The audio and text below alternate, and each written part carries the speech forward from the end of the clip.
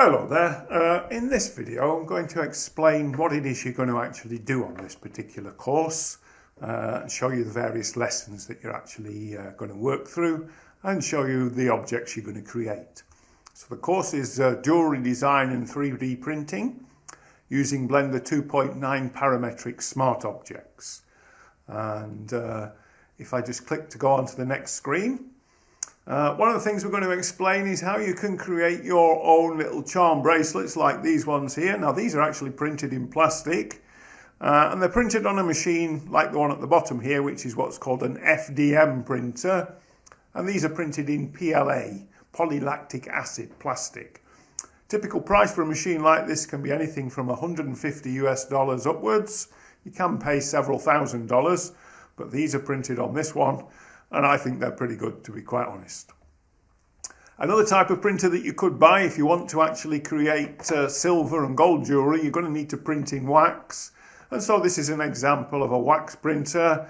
This is a digital light projector, DLP 3D printer. And basically it's got a smartphone screen under here and light is shone through to create the objects here from a wax resin. So we'll talk about that. So here are some examples of 3D printed parts that have been produced on the two machines that you've just seen there. In this particular course, you will in fact be producing these earrings here. These are just printed in plastic. And the red ones are in wax. And these ones here are in metal. Now obviously the other objects are not something that's going to be covered on this course. But it is interesting to appreciate, if I just go to the next slide, that when you create something in 3D printing, so for example, if you look very closely, this charm here is exactly the same design as this pendant here, and exactly the same design as this coaster for putting your coffee cup on. So the skills that you learn in this course are transferable. And most of the items on here, there's a few exceptions, these are metal, but most of the items here are printed in either plastic or resin on the two printers that I've just shown you. And so what are you going to do on the course? Well, the first real lesson, if you like, after this one is we're going to teach you how to set up the user interface and install a number of add-ons that you need for this course, including Jewelcraft and the Fluid Designer assets, plus some others. So the software you're going to use is called Blender 2.9, and we're going to customize it and make it specific to 3D printing. So we'll change the unit scale down to 0.001, in other words millimeters. We'll show you how to install the Jewelcraft add-on, which is this window here, and the Booltron add-on.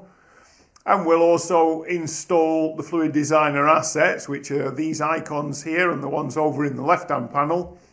And we'll also install this asset library here, which is called PyClone, which you can just drag and drop objects onto the workspace.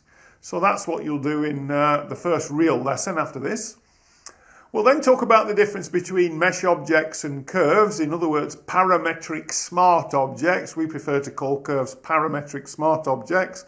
And why it is on this course that we're going to focus on using curves. We're not going to show you how to design using meshes. We're going to do it using curves, which is a lot easier. So what's the difference between curves and meshes? Well, this is what a mesh looks like, and as you can see, it's quite complicated.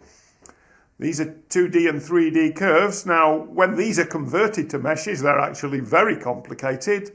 But we'll show you just how easy it is to create these in Blender. And the difference between the 2D and the 3D curves is 2D curves are really best for engraving, in other words, cutting into an object. 3D curves are really good for just joining them together. You can just drop these objects, you can drag and drop them onto the workspace, join loads of them together and get much more complicated finished products. So we're going to then go on to show you how to create your own simple personalized earring and pendant just by joining parametric smart objects together. And what you're going to do is to create this earring and this pendant. And essentially the earring is made up of a cross, which is this object here, a heart object, which is this object. It's personalised in this case with the letter A, a Harrington font A, and then a ring at the top, or finding as it's called. And what we'll do is we'll show you how you can change the thickness from this, which is kind of the default thickness, which is 1 millimetre across at the top and 2 millimetres deep, down to 0.7 millimetres by 0.7 millimetres. And the advantage of doing that is that you can change the weight, and so this would be quite heavy, too heavy for wearing as an earring, whereas this object would be fine as an earring if we printed it in silver. So we'll create those objects. We'll then talk about how you can repair objects in NetFab Basic. Now, NetFab Basic is a completely separate application, and I'll just quickly flip over to it. So this is what NetFab Basic looks like, and at the moment there's this Enipa earring displayed on it, and we're going to show you how to create this Enipa earring, again from Parametric Smart Objects. And NetFab Basic is a vital tool. We must run repair in NetFab Basic. If we don't repair objects, they won't be 3D printable, and I'm just going through the procedure now to repair it, and apply the repair and remove the old part. And that's it. That's all you actually need to do in NetFab Basic, apart from import it and export it. But an absolutely vital tool to be using. So we'll show you how to use NetFab Basic. I've just shown you. It's as simple as that. And then we'll also talk about the difference between Cura and Chitterbox slicers, and how you can upload files to online stores such as Shapeways. So here's the printer that I showed you before that prints in plastic, and we would use something like Cura, which is the application that's shown here, which is also free. You can download that free. That's used as the slicer, which you need to do before you send your files to the 3D printer. Essentially, there's a number of stages. You have to design your file. You have to save it as an OBJ file and run it through NetFab Basic, which is what I've just shown you. And then after you've repaired your file, you run it through Cura or Chitterbox over on the right here. Run it through Cura and then send it to your printer. So there are a number of stages, but some of them just don't take very long, as I've just shown you with NetFab Basic. So Cura is the one we use for FDM printers. Chitterbox over here is when we're printing in wax rather than plastic. And if you don't want to buy either of these printers, we'll show you that you can just go to Shapeways, upload your OBJ file and get your objects printed there and delivered anywhere in the world.